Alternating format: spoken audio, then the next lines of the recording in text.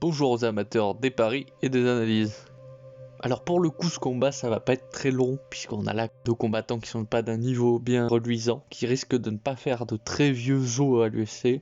Aussi je vais commencer par Punahele Soriano. Il fait 1m80 pour 184 cm d'allonge. Sur 6 combats à l'UFC il a 3 victoires par KO. Concernant ses défaites, il en a une par KO et 2 par décision. Son très gros défaut c'est que il le sent, trop le sent par moment, et il reste longtemps face à son adversaire sans trop bouger, sans pas de côté, sans jambes circulaires. D'ailleurs on l'a vu contre Kopylov, il faisait la tortue, il comptait beaucoup trop sur sa garde, ce qui permettait à Kopylov de le toucher sans prendre de risque. Puisque en étant comme ça tout crispé sur lui-même, Soriano il ne pouvait pas contre-attaquer. Il est très basique debout, il a un jeu de jambes plat et peu réactif, ce qui a pour conséquence qu'il a du mal à s'adapter aux adversaires qui ont un striking fin et calculé, d'autant plus qu'il met très mal en place ses attaques, à cause justement de ce manque de mobilité, de feinte, de changement de niveau, ce qui le rend très prévisible, et comme il est prévisible, il rate souvent sa cible. Après il faut bien reconnaître quelques qualités. En grappling, il a montré qu'il était capable de se relever proprement et qu'il avait la force physique adéquate. Debout, il a quand même une bonne ténacité, il a un bon volume, il a une présence dans l'octogone. Mais c'est sans doute dû aussi au fait qu'il doit avoir un menton plutôt correct. Il faut souligner que son anglaise est tout aussi basique que son jeu de jambes, avec une utilisation excessive des overhands, des mouvements trop amples, trop crispés. C'est dommage parce qu'il serait sans doute bien plus rapide et puissant avec une meilleure technique d'anglaise. De son côté, Dustin Stoltzfus, il fait 1m83 pour une allonge de 191 cm.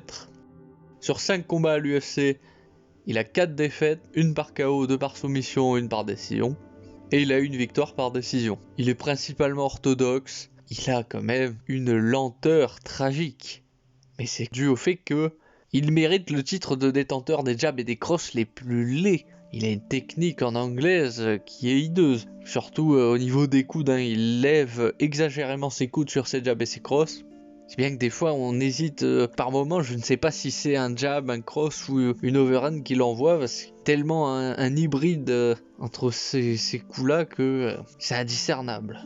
Et après globalement il a les mêmes défauts que Soriano, mais c'est triste pour lui, mais il est encore plus lent et il semble manquer de force. Côté coup de pied, il s'anticipe assez facilement puisqu'il lève les bras juste avant de les envoyer, au lieu de lever les bras au moment où il envoie son pied. Encore une fois ici là il manque de la présence physique dans l'octogone et de la ténacité de Soriano. Dans cette opposition, son seul avantage c'est ses centimètres d'allonge de plus que Soriano et une garde qui est plutôt bonne, puisqu'il a une garde plutôt réactive, qu'il part quand même correctement et qu'il monte bien les mains au niveau des tempes pour se protéger.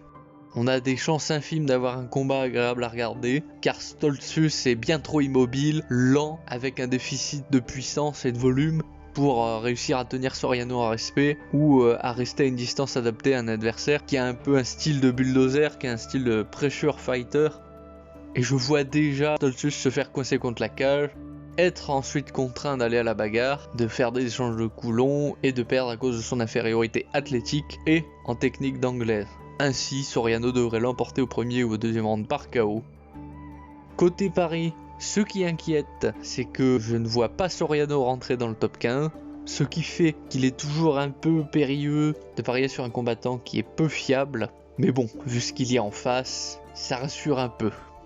Aussi, même avec un accident de parcours de Soriano qui ferait n'importe quoi ou qui serait surpris par un coup comme ça, et même si Stoltzfus parvient à placer un knockdown ou deux à Soriano, si le combat va par miracle à la décision, Soriano mettra très sûrement plus de dégâts que Stoltzfus et il devrait l'emporter aussi par décision. Ici s'arrêtent les analyses de cette carte. Donnez-moi votre point de vue sur cette confrontation Soriano-Stoltzfus. Une fois n'est pas coutume, mettez un pouce bleu si la vidéo vous a plu, abonnez-vous, activez la cloche de notification. Merci d'avoir écouté jusque-là. Je nous souhaite à tous que cette carte soit agréable à regarder et fructueuse en gain. Et je vous retrouverai pour l'UFC Fight Night Song vs Gutierrez.